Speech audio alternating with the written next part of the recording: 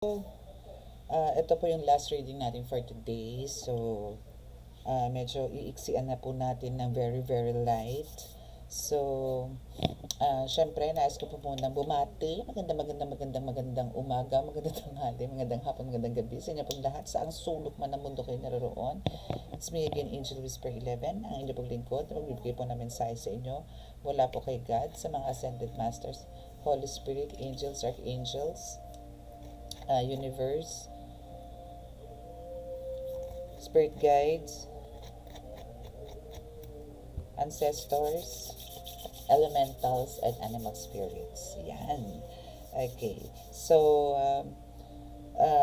this is, ano ba dapat kong sabihin sa inyo ngayon? So, actually, sino pong makaka-resonate at di po nakaka-subscribe, please click the subscribe button, paki-like and share, and click the notification bell para update kayo lagi sa ating reading. Okay? So, ganun pa rin po tayo sa kung ano po yung makahagip, kung ano po yung makuha nating energy para hindi na tayo magkalito dito, kung ano na lang po ang makuha po nating energy from you. So, this is also a timeless reading, meaning, kung kailan po ito mag-appear sa inyo, it's really meant for you. Okay? So, pwede pong i-claim ang lahat, pwede naman pong konti lang, at kung hindi naman po nakaka-resonate, pwede naman po mag-browse ng iba or lumipat po sa ibang channel. Pero kung nakaka-resonate, claim it. Di ba po? So, sa mga gusto pong magpa-book ng reading for confirmation, no, para po malaman. Kasi this is a general reading, so mas maganda pa rin po yung talaga pong kayo po magpapa-reading. Para po talagang inyo lang. Okay? So, yan. Okay, siguro di na tayo magpapatumpik-tumpik. Mag-start na po tayo kasi ako po yung antok na din.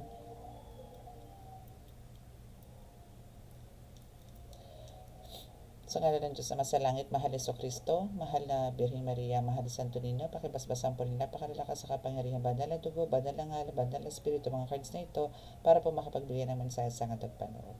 Kami po inyong laging bigyan ng kaligtasan, ili po sa makapahamakan, disgrasya sa kuna, at uglasin ng karamdaman na tukso, at bigyan po ng kagaling lahat ng may karamdaman. Maraming salamat po. Amen.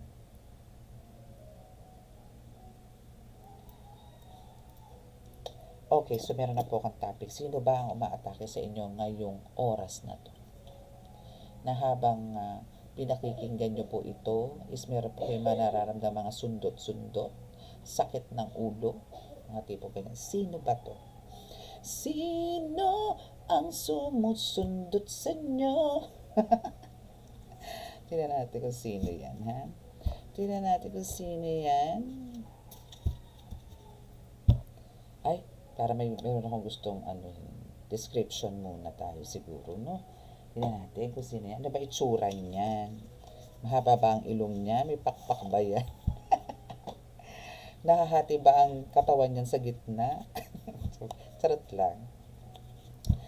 Ay, parang ano siya. Tingnan natin. Ay, red attire. Red and black attire. So, ayan ha, alam mo na ha. Pag mahilig siya magsuot ng pula, yan na yan. Pag ganito kahaba ang buhok, yan na rin. Diba, binibigay na sa atin ang description o first card. O kung sino man yan ang makikita nyo, mahilig din anong tawag doon? Mag hair accessory. Yan, or medyo plunging, ang neckline. Pero mahilig po sa red attire talaga.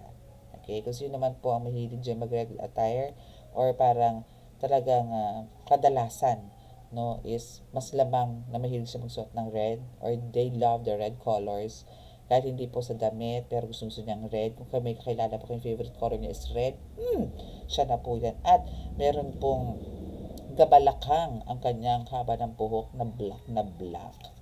Okay, so oops, excuse me. And blondina.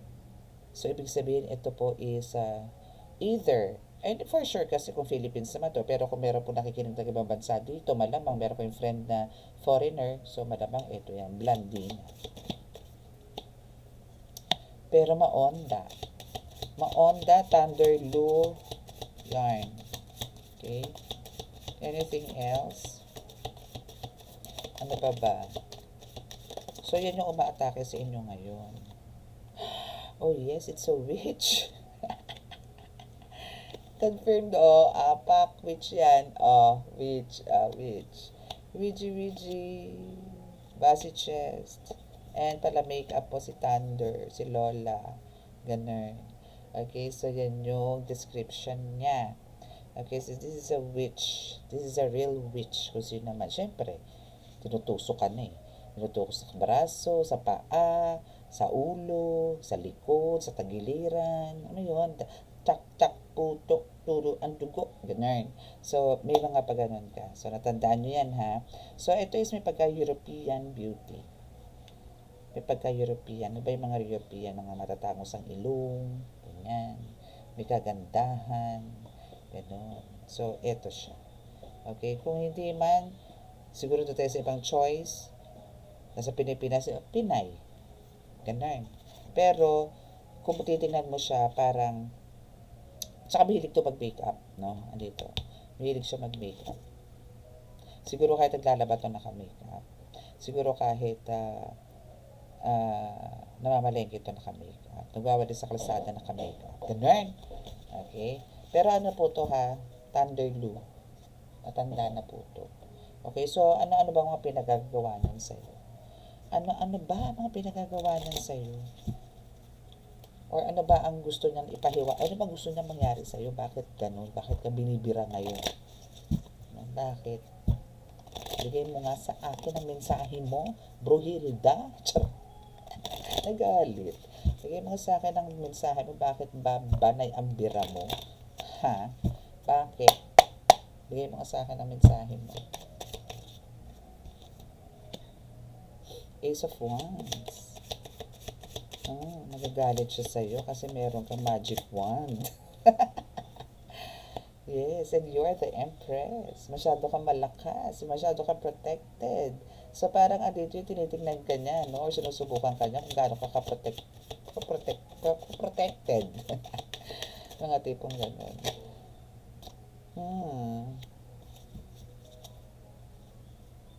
At gusto niyang parang, mo yung tipong, sige, kumpletuhin muna natin. Kasi dito yung Ace of Wands, the Empress, and the Three of Wands, na parang ang gusto nito, umalis ka dyan sa kinatatayuan mo, saan ka man tumitira ngayon, or nasa ang lugar ka man ngayon, gusto niyang umalis ka dyan. Lumayas ka dyan. Ganun ang gusto niya. Kasi masyado kang malakas. Or maybe meron din ng brainwashing na ginagawa sa'yo. Hindi lang dahil sa natatakot. Ace of Wands kasi here is sinasabi na parang meron kang tools or meron kang gamit na talagang parang mo na, kakambal mo na sa buhay. Na doon siya nang gagalaitin. Mga tipong gano'n. Or maybe ito is talagang merong person na maybe meron ng listener dito na nagagamot na talagang gamit na gamit to. Maybe meron siyang baston or maybe meron siyang panipit na talagang dito siya na umaaray. Mga tipong ganun. That's why andito yung pagka may pagkakataon, syempre manghihina po yung mga yan. Kasi nga po, kahit gilitan nyo po yung mga yan, if hindi naman po uukol o hindi naman po pinahintulutan pa ng Diyos para ito po mamatay, magkakaroon po ng mga karamdaman yan. Or manghihina po yan, magkakaroon ng sakit, or parang unti-unti po, parurusahan po yan. Lifetime po yan. No, kasi nga po kayo po ang binira, the chosen one, the earth angel, na hindi po dapat galawin. Kasi may malaki po kayo mission dito sa mundo. Okay? So, since nandito po yung talagang parang pinagpapak kayo ng things, no, parang sinasabing, sumurrender ka na kasi. Kaya andito siguro yung lagi kang binibira. Sumurrender ka na, umalis ka na, alisin mo yan, wag mo kong tirahin, parang gano'n, wag mo kong saktan, tama na.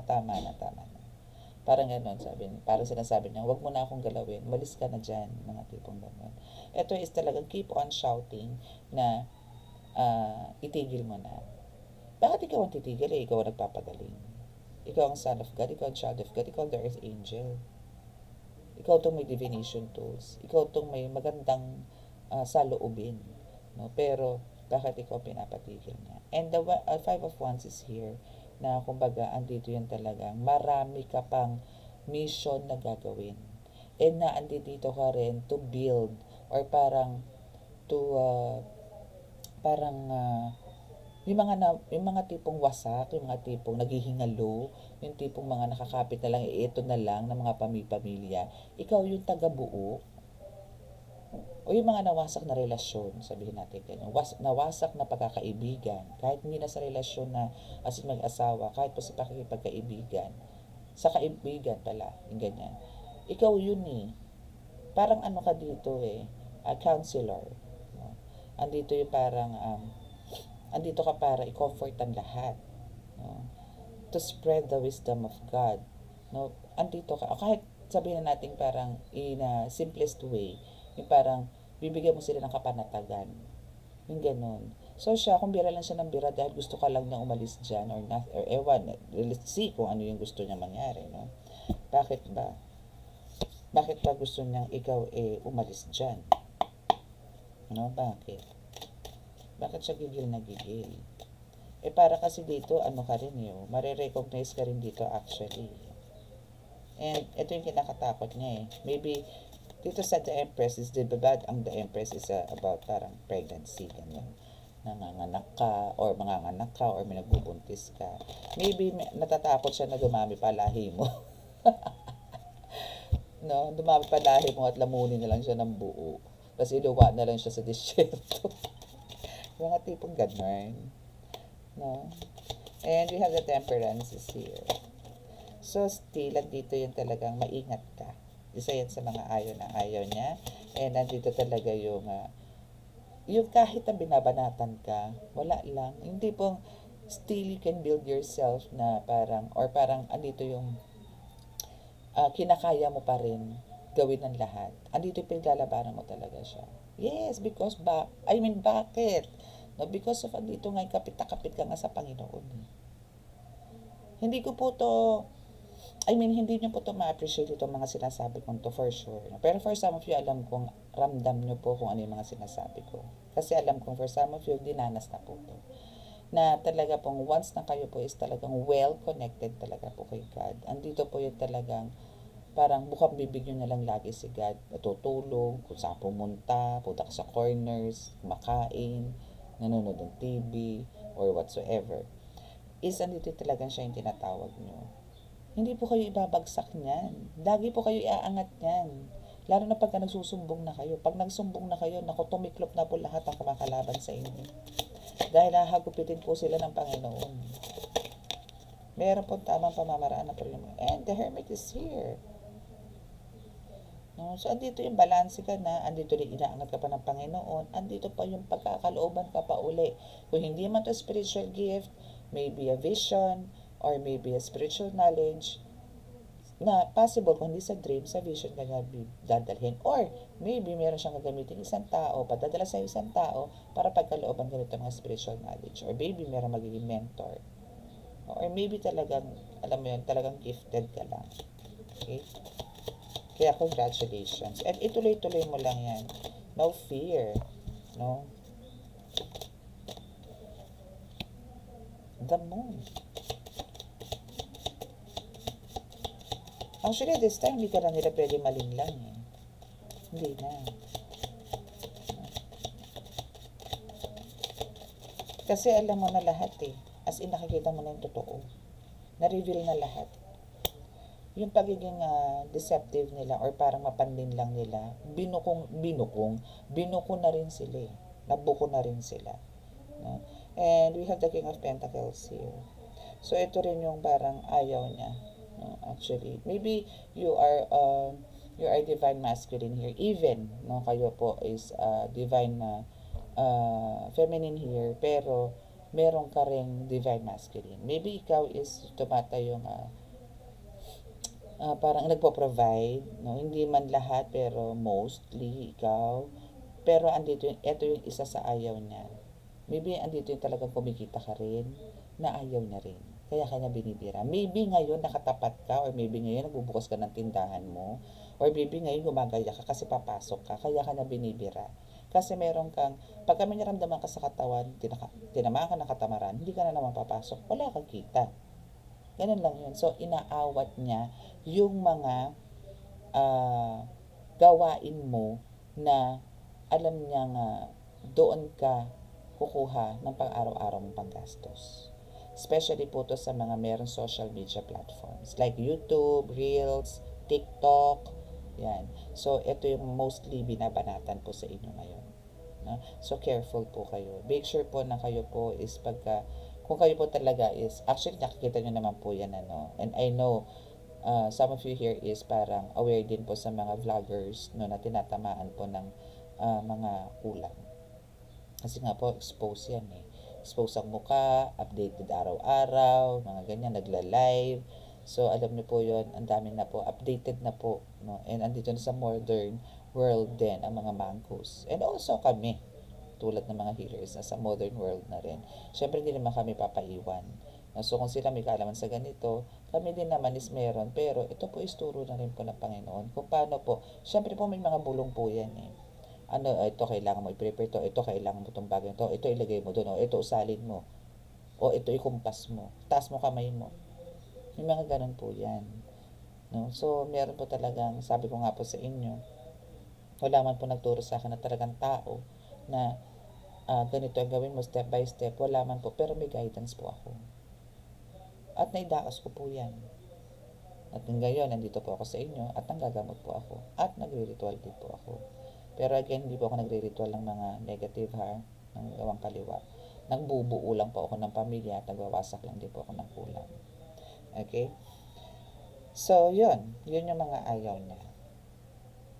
Na magiging popular ka, na andito yung nakakapagsalita ka. Alam mo, malamang po dito sa inyo ang wawasakin or binawasak po nito throat chakra ninyo or yung pananalita po ninyo.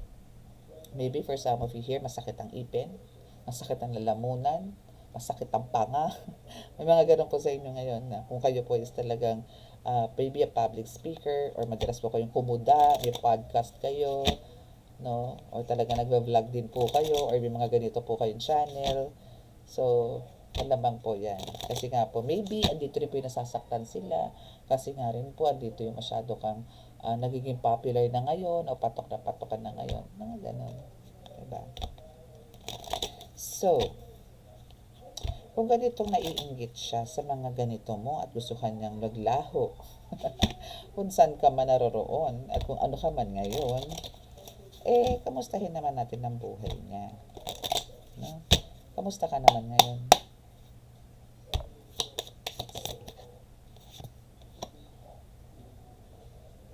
Okay, this is 9 in reverse, 9 of wands in reverse. Talaga matigas ang ulo. And nakikipag-conflict pa rin talaga ngayon. So there's a lot of conflict din na nangyayari sa taong to, no? Kasi nga po may katigasan ng ulo dito sa 9 of wands. And 5 of wands is also here. So mahilig to talaga makipagdebate. Mahilig talaga to makipagtalo at hindi po papatalo to. Hindi po to papatalo. So, andito na rin po yung parang napapagod na rin to. At to the point na talagang gusto na rin itong sumuko. Susuko po to dahil parang din na rin po kaya. Almost giving up. Or yung iba po is talagang nag-give up na. Or maybe itong taong itong gumagawa po sa inyo is talagang nag-give up na. Kasi pagod na rin po to sa pakikipag-compete. No? Kasi there's a lot of conflicts, obstacles na po nangyari sa inyo. Kanya dito sa 5 of 5 of wands na hindi na po nagiging maganda. So, kailangan niya na pong iwan. Kasi ito, parang hindi pa ito nakaka-move on sa mga nakaraan na nangyari sa kanya. And the sun is in reverse. So, ito is full of depression ngayon, as in. And, andito po yung parang maybe na-booking na rin to sa mga pinagagawa niya na akala ng iba napakabait nito, akala ng iba napakatahimik nito. Yung pala po, may sungay, tsaka may buntot po sa may buntot. Yung mga ganun. Kasi, ngayon, ang gusto po mangyari nito actually is magkaroon naman po ng, andito siya as a page of pentacles, no? Parang gusto niya naman po magkaroon, parang ginagawa niya po to, para lang po magkaroon siya ng, kasi nga po ang mga mangko, I mean, ito isa mangko talaga. Din, pinakita na po kanina yan sa card, no? Kung nag-describe tayo kanina. So, ito po talaga is parang ito po yung way niya. Gamitin niya po yung kakayanan niya na higupin ka o higupin tong taong to na may kaalaman or meron po kakayanan na parang yung sipag, no, is makuha niya po. Or yung luck, blessings, makuha niya po. And ikaw, itong taong to naman na nakuhaan niya ang lumagapak or ang gumapang sa hirap. Yun po. Pero kasi po, siya po ang nakakaranas ngayon nito. No, natagtuyot. No? And dito yung talagang wala rin po siyang happiness. And maybe for some of them, no, or itong taong itong niririlingan po natin ngayon is nagbuntis and nagpalaglag din po. No? Or nakunan, mga tipong gano'n. May tumatawag. Okay, so, let's see. Wheel of Fortune. Kasi ito talaga po meron ka eh. No, meron ka po nito na as in gustong-gusto niya makuha. And the Magician, the power. No? So, actually, ito yung hindi niya po nakuha. I mean, meron siyang power, pero it's kaliwa or black magic nga po. No? And, yun nga lang po talagang ginamit niya po sa hindi maganda. And, hindi nagkamali rin po siya ng tinira or binira. No? Kaya that's why, andito yung talagang nagkaroon siya ng ang tawag doon, obstacles, no? Or nagkamali po siya ng kakompetisyon na naging cause ng talagang a very, very, very traumatic na bad karma. No? So, actually, sabi ko nga po sa inyo, this is just a very short reading.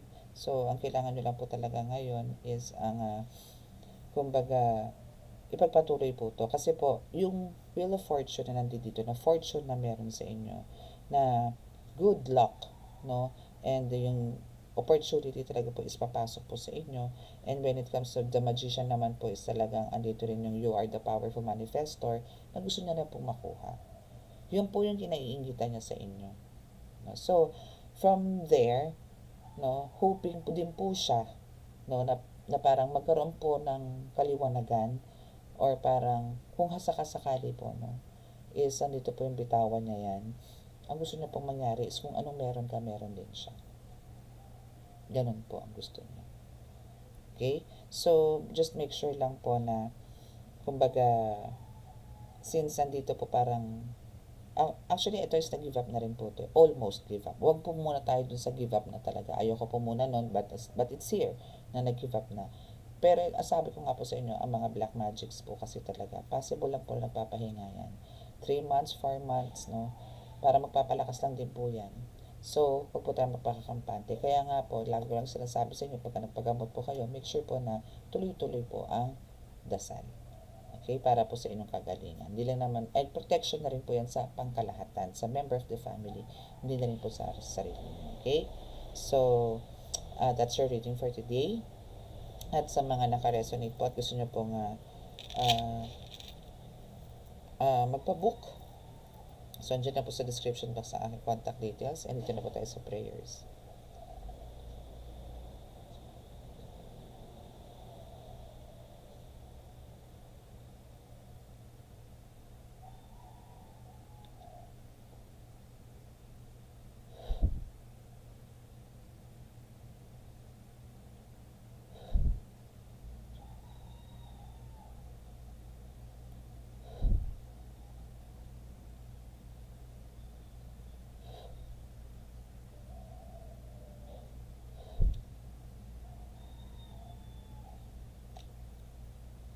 Okay, so maraming salamat po. God bless us all. Love, peace, and hope. Bye!